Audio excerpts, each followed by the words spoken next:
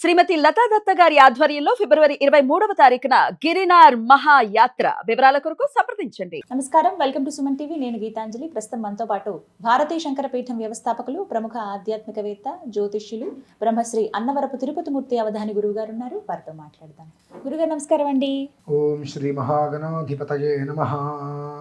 గురుగారు, మాఘ అమావాస్య 17వ తారీఖేనా అండి? అవును. అలాగే ఇంకొక ప్రశ్న, గ్రహణం, సూర్యగ్రహణం అంటున్నారు. ఎంతవరకు నిజం? అసలు మనకి పట్టు విడుపులు అవి మనం పాటించాలా? గ్రహణం మనకి వర్తిస్తుందా, వర్తించదా? ఈ ప్రభావం ఎలా ఉండబోతోంది? అసలు ఆ రోజున విధిగా చేయవలసింది ఏమిటి? నేను ఒక ఎద్దుని తీసుకొస్తా. దానికి ఆడపిల్ల పుడుతుందా, మగపిల్లవాడు పుడతాడా అంటే అయ్యో రామా, ఎలా చెప్తారు? అవకాశమే లేదు కదండి. అది ఎద్దు, అది ఎద్దు. దాన్ని తీసుకొచ్చి ఇది మంచి దిట్టంగా ఉంది, కడుపుతో ఉందయ్యా, ఇది దీనికి ఎవరు పుడతారు అంటే మనం ఏం చెప్తామండి? అంటే నేను ఈ మాట ఎందుకు వినాల్సి వచ్చిందంటే, అసలే మేక మెదడు మన జనాలది, లేదా కోడి మెదడు ఇటు అంటే మర్చిపోతారు. మేమందరం మేము అందులో ఉన్న వాళ్ళండి. అంటే ఎవరు ఏం చెప్తే అదేని గుడ్డిగా నమ్మేస్తూ ఉంటారు. ఇందులో ఉన్న వాస్తవం ఏమిటి అని శోధించే తత్వం ఎవరికీ లేదు.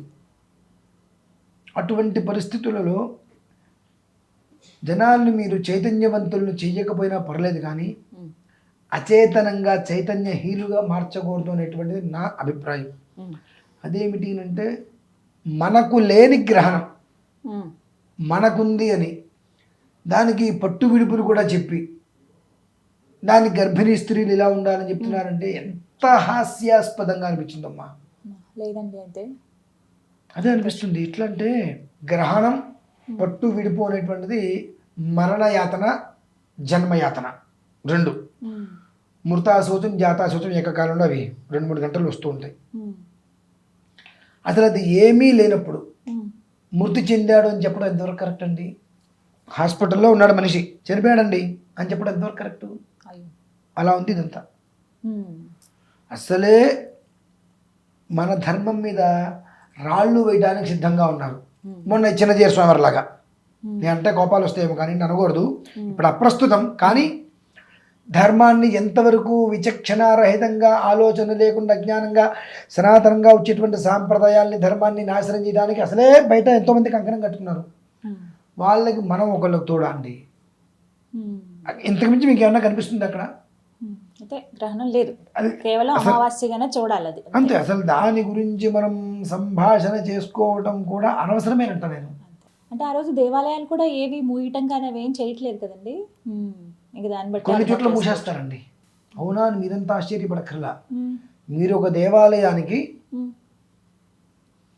చైర్మన్, మీరు 8 మంది ఉంటారు. మీకు ఎవరో చెప్పారు తలకి మాసిన మధ, గ్రహణం ఉందండి గుడి మూసేయండి అని చెప్పి. అందులో నాలాంటి మూర్ఖమైన మనిషి ఉన్నాడు. మీరు తలుపు వేసేయమన్నారు. వాడవాడు చెప్పడానికి గ్రహణం లేదు, నేను తలుపు వేయను అన్నా. మీరు నా ఉద్యోగం తీస్తారా, ఉంచుతారా? ఆ స్థాయిలో ఉన్నప్పుడు ఖచ్చితంగా తీసేస్తాం. మీకు అవతల చెప్పిన వాడు ఎవడో గొప్పవాడయ్యాడు. దేవాలయంలో ఇంతకాలం నుంచి ఉంటూ కష్టసుఖాలని అన్నింటిలో మీతో పంచుకుంటూ ఆ దేవాలయాన్ని అభివృద్ధి చేయడానికి సంకల్పం చేసుకుని కంకణం కట్టుకున్నటువంటి గుళ్ళో ఉండేటువంటి అని చెప్తే మీరు నమ్మరా? ఎందువలన? గుళ్ళు అయ్యగారే కదా, మనం జీతం ఇచ్చే అయ్యగారు, మన మాట వినాలి, ఇప్పుడు తీసేస్తాం. ఆ కారణం చేత ఉన్న గుళ్ళు మూసేచ్చేమో. అటువంటి కారణరీత్యా దేవాలయాలు ఏదైనా మూసేచ్చేమో తప్ప అవసరం లేదండి. ఎందువల్లనంటే, ప్రకృతి కూడా మనకు సహకరించినంతసేపే సహకరిస్తుంది. మనం ఇలాంటి పాపిష్టి పనులన్నీ చేసినప్పుడు ప్రకృతి ఏ స్థాయిలో ప్రకోపం వచ్చి దాని యొక్క విజృంభణ మనం చూడగలమమ్మా. నేను 2 రోజుల క్రితం చూసా, సూర్యగ్రహణము ఈ రాశుల వారికి పట్టిందల్లా బంగారమే అన్నారు. గ్రహణము అనంటేనే ఒక రకమైనటువంటి దోషం. ఈ దోషం నుంచి నువ్వు పట్టుకుందల్లా బంగారం చెప్పి దానికి దీనికి ఎలా లింక్ వేయగలిగావు? జనాలు కూడా దాన్ని చాలా విచిత్రంగా, ఆశ్చర్యంగా, అందులో నా రాశి ఉందేమో, నేను పట్టుకుంటే బంగారం ఏమో అని చెప్పి చూస్తున్నారు. కొంచెం కూడా వీళ్ళకి అందులో ఉన్నటువంటి పాయింట్ని పట్టుకోలేకపోతున్నారేంటి? గ్రహణం ఎందుకు స్నానం చేయమంటున్నారు? పట్టుస్తున్నాను. విడిపిస్తున్నారు. ఈ నక్షత్రంలో గ్రహణం వస్తే ఈ రాశి వారికి ఆ గ్రహణ ప్రభావ దోషం ఉంటుంది కాబట్టి ఈ నక్షత్ర శాంతి చేయించుకోండి అని చెబుతున్నారు. ఇన్ని వివరాలు అశేషంగా అనేక సంవత్సరాల నుంచి కూడా వస్తున్నప్పుడు ఈ గ్రహణ ప్రభావం ఈ రాశులకి అఖండమైనటువంటి ధనయోగం ఒకవేళ ఉన్నా నువ్వు చెప్పకూడదు.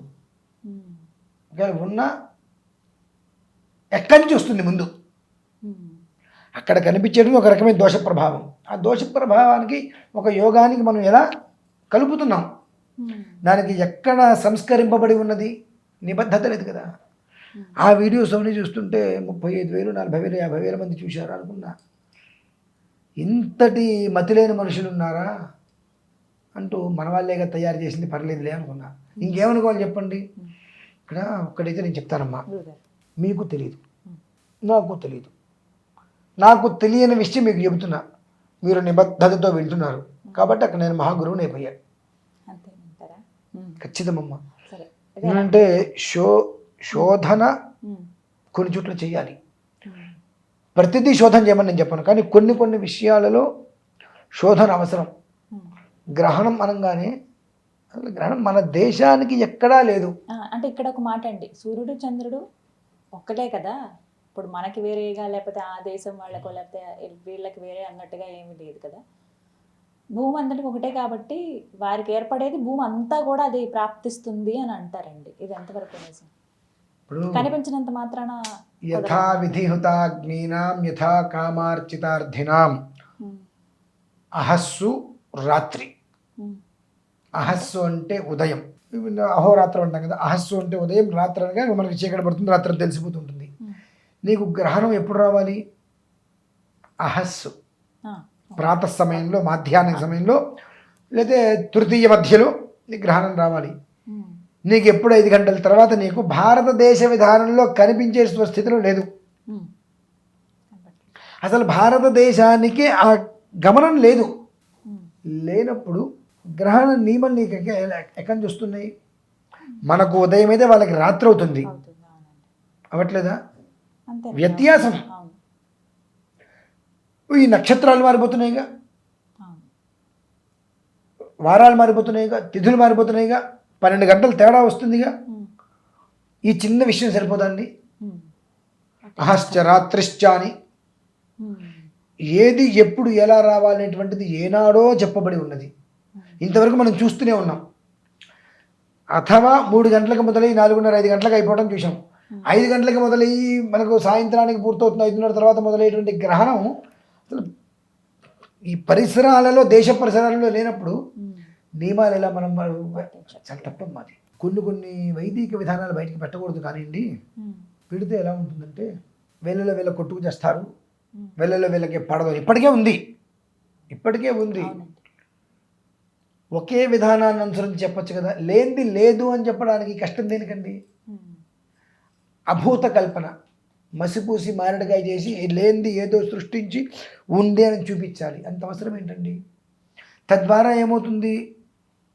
ఇవాళ కదా రేపు తెలుస్తుంది ఇది కాదు లేదు అని. ఆ రోజు నాడు నీ మీద కాదు, ఈ సంస్థ ధర్మం మీద నమ్మకం పోతుంది. ధర్మం మీద నమ్మకం సన్నగిలుతుంది. ఆ ధర్మం నీ సంపాదనకో, నీ విధానానికో, నీ వ్యవస్థకు నువ్వు చేసుకుంటూ నువ్వు దెబ్బతిను. సంస్థను ఎందుకు చెడబారినైనటువంటి వ్యవస్థ అని చెప్పి దాన్ని ఎందుకు చెడగొడుతున్నాం మనం? ఇప్పటికే అనేక రకాలుగా ధర్మనిందలు వస్తున్నాయి, రావట్లేదమ్మా? అనేక రకాల ధర్మనిందలు వస్తున్నాయి, అన్నీ అంతరించుకుపోతున్నాయి, చెబితే వినే దిక్కు లేకుండా పోయింది. ఇటువంటి వాటి వలన ఇంకా పూర్తిగా మనం పాతాళానికి వెళ్ళిపోతున్నాం. కాబట్టి ఒకటైతే వాస్తవం, గ్రహణం లేదు, దాని యొక్క నియమం లేదు, దాని విధానం లేదు. గర్భిణీలు కానీ ఎవరైనా సరే నిన్న ఎలా ఉన్నారో, ఇవాళ ఎలా ఉన్నారు, రేపు ఎలా ఉంటారో ఆ రోజు అలానే ఉండండి. ఏ మార్పులు లేదు. దీని గురించి అనవసరంగా ఆందోళన అవసరం లేదు. అంతే. వివరించారు. ధన్యవాదాలు గురుగారు.